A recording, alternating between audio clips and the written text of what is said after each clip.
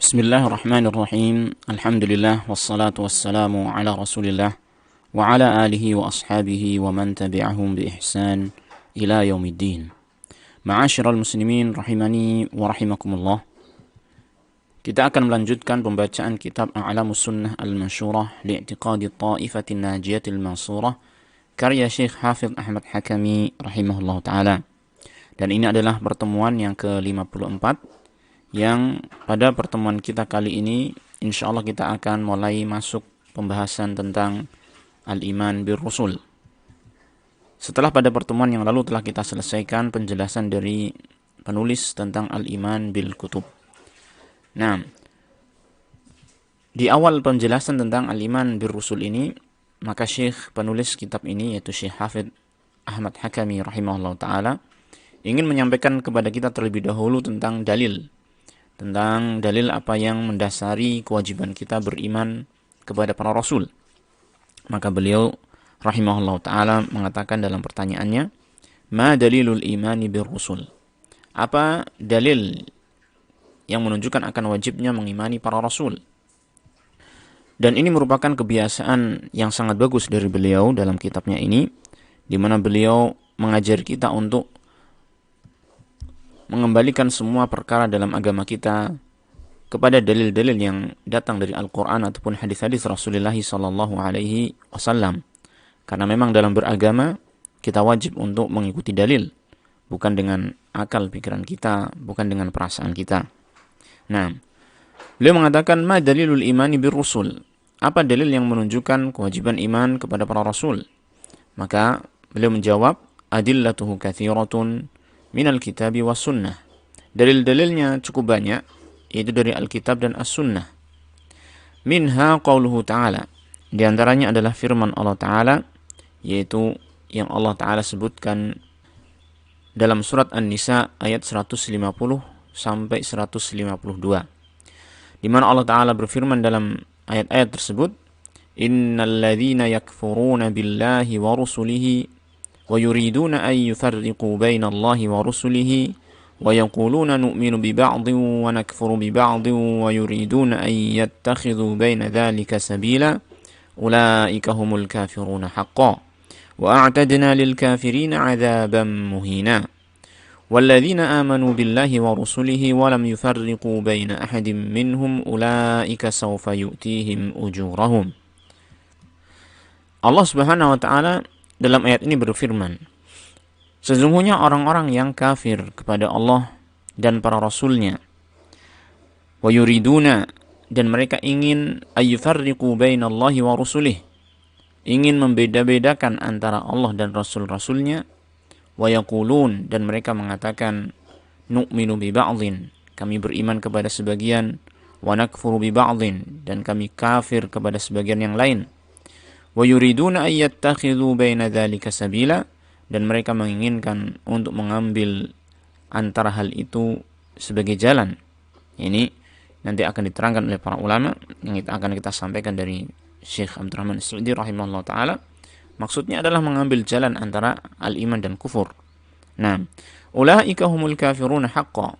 Mereka itu adalah orang-orang yang kafir dengan sesungguhnya, yang benar-benar kafir kepada Allah Ta'ala. Wa a'tadna lil kafirina 'adzaban muhina, dan kami telah menyediakan untuk orang-orang yang kafir azab yang menghinakan. Nah, kemudian dalam ayat selanjutnya Allah berfirman tentang orang-orang yang betul-betul beriman. Allah mengatakan walladzina amanu billahi wa rusulih, dan orang-orang yang beriman kepada Allah dan rasul-rasulnya, walam yufarriqu baina ahadin minhum, dan mereka tidak membeda-bedakan antara salah satu pun dari mereka. Ulaika sawfa yu'tihim ujurahum, mereka itulah yang akan Allah berikan kepada mereka pahala-pahala mereka. Ma'asyiral muslimin rahimani wa rahimakumullah. Di sini kita ingin sejenak ini memahami ayat-ayat yang disampaikan oleh penulis rahimahullah taala dari surat An-Nisa ini, dan kita akan mengambil sebagian dari keterangannya Syekh Abdurrahman As-Sa'di rahimahullah taala dalam kitab beliau Taisirul Karimir Rahman fi Tafsir Kalamil Mannan. Beliau menjelaskan dalam kitab tafsir tersebut yang maknanya bahwasanya bagi setiap orang telah jelas bagi mereka ini ada dua golongan manusia yang saling bertentangan, yaitu orang yang beriman kepada Allah Ta'ala dan para Rasulnya, beriman kepada mereka seluruhnya, dan ada orang yang kafir kepada Allah dan Rasulnya seluruhnya. Nah, ini dua golongan yang jelas, yang semuanya insya Allah sudah memahaminya. Dan ternyata di sana ada satu golongan yang lain yang Allah Ta'ala sebutkan dalam ayat ini, yaitu mereka orang-orang yang menyangka bahwasanya mereka bisa mengambil jalan tengah antara hal tersebut, antara iman secara keseluruhan dengan kafir secara keseluruhan, di mana mereka mengklaim bahwasanya diri mereka mengimani sebagian Rasul dan mengingkari sebagian Rasul yang lain. Yang selanjutnya mereka juga menganggap bahwasanya ini adalah jalan yang bisa menyelamatkan mereka dari azab Allah Subhanahu wa taala. Maka Syekh rahimahullah taala menjelaskan tentang ayat ini, menjelaskan tentang keadaan mereka ini, bahwasanya hal ini adalah semata-mata angan-angan belaka. Ya, karena sesungguhnya mereka itu dengan sikap yang seperti itu, mereka hendak membeda-bedakan antara Allah dan Rasulnya sallallahu alaihi Rasulnya, para Rasulnya Allah Ta'ala alaihi wassalatu wassalam. Karena sesungguhnya kata beliau, fa inna man tawalla Allah haqiqatan tawalla jami'a rusulih. Karena barang siapa yang dia itu berwala kepada Allah dengan sungguh-sungguh, maka semestinya dia itu akan berwala kepada seluruh para Rasul tanpa terkecuali. Dan hal ini merupakan kesempurnaan wala kita, keloyalan kita kepada Allah Subhanahu wa taala, kesempurnaan iman kita kepada Allah Subhanahu wa taala. Sedangkan orang yang memusuhi salah satu di antara Rasul-Rasul Allah alaihi wassalatu wassalam, maka sesungguhnya dia telah memusuhi Allah Ta'ala itu sendiri dan memusuhi seluruh para Rasul. Sebagaimana orang yang mengingkari seorang Rasul saja, maka berarti dia telah mengingkari seluruh para Rasul yang ada. Bahkan, sesungguhnya dia mengingkari Rasul yang dia menyangka dirinya beriman kepada Rasul tersebut. Nah, dari penjelasan Syekh Abdurrahman As-Sa'di rahimahullah ta'ala ini, kita mengetahui bahwasanya maksud dari firman Allah Ta'ala, yuriduna ayyufarriqu bainallahi wa rusulih, mereka ingin membeda-bedakan antara Allah Ta'ala dan Rasul-Rasulnya alaihi wassalatu wassalam. Maknanya adalah bahwasanya mereka, seperti yang disebutkan dalam lanjutan ayat ini, mengimani sebagian para Rasul dan mengingkari sebagian yang lain. Artinya mereka beriman kepada para Rasul hanya sebagian saja. Adapun Rasul-Rasul yang lain yang tidak cocok dengan mereka, maka mereka mengingkarinya, tidak mau beriman kepada Rasul tersebut. Dan tentang sikap seperti ini, Allah Subhanahu wa taala langsung menegaskan dalam ayat selanjutnya bahwasanya mereka ini ulaika humul kafirun haqqan. Mereka adalah orang-orang yang kafir dengan sungguh-sungguh. Mereka betul-betul kafir. Jadi, tidak sebagaimana yang mereka sangka bahwasanya mereka mengambil jalan tengah antara orang-orang yang kafir dengan secara mutlak dengan orang-orang yang beriman. Mereka menganggap diri mereka mengambil jalan tengah antara iman dan kufur. Namun Allah Ta'ala dengan pernyataan tegas ini, ulaika humul kafiruna haqqan, ya, menggolongkan mereka tersebut ke dalam golongan orang-orang yang benar-benar kafir. Dan hal ini ma'asyiral muslimin rahimani wa rahimakumullah, menunjukkan bahwasanya keimanan kita kepada para Rasul alaihi wassalatu wassalam adalah keimanan yang harus menyeluruh kepada seluruh Rasul yang Allah Ta'ala utus. Tidak boleh mengimani sebagian dari Rasul tersebut dan mengingkari sebagian yang lain. Kita harus mengimani seluruh Rasul yang Allah utus semenjak dari awal Rasul yang Allah utus, yaitu Nabi Nuh alaihissalam sampai kepada Nabi Muhammad sallallahu alaihi wasallam. Demikian pula kita mengimani seluruh para nabi-nabi yang Allah Ta'ala utus, seperti Nabi Adam alaihissalam dan juga nabi-nabi yang lainnya. Semuanya harus diimani. Tidak ada satupun yang boleh diingkari. Mengingkari salah satu dari Rasul-Rasul tersebut, maka sama dengan mengingkari seluruh para Rasul alaihi wassalatu wassalam. Dan akibat dari hal tersebut, akibat dari mereka mengingkari sebagian dari Rasul tersebut, yang mengakibatkan mereka itu kufur secara hakiki, maka Allah Ta'ala menyatakan wa'tadna lil kafirina azaban muhina, dan kami telah menyiapkan untuk orang-orang yang kafir itu azab yang menghinakan mereka. Azab yaitu siksaan Allah Ta'ala yang sangat menghinakan mereka. Kemudian pada ayat selanjutnya Allah Subhanahu wa Ta'ala menyebutkan tentang hakikat orang-orang yang beriman, yaitu iman kepada Allah Ta'ala dan iman kepada para rasul alaihi wassalatu wassalam. Maka Allah mengatakan walladzina amanu billahi wa rusulih walam yufarriqu baina ahadin minhum ulaika sawfa yu'tihim ujurahum. Dan orang-orang yang beriman kepada Allah dan para rasulnya, walam yufarriqu baina ahadin minhum, dan tidak membeda-bedakan antara satu pun dari mereka.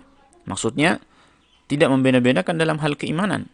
Semua para rasul yang Allah utus mereka imani, ya. Tidak ada satu pun di antara rasul-rasul tersebut yang diingkari.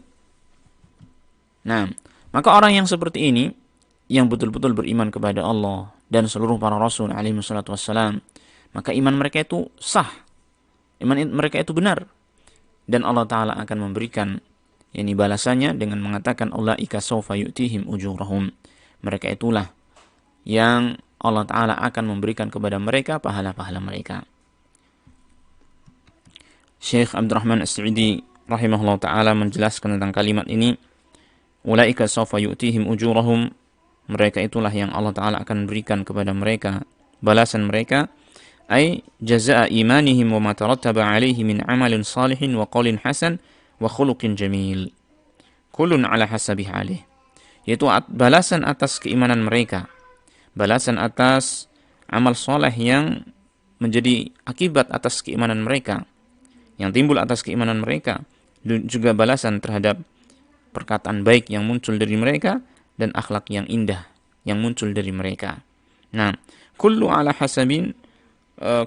hasabi halihi, yang masing-masing itu akan mendapatkan balasan sesuai dengan keadaannya masing-masing.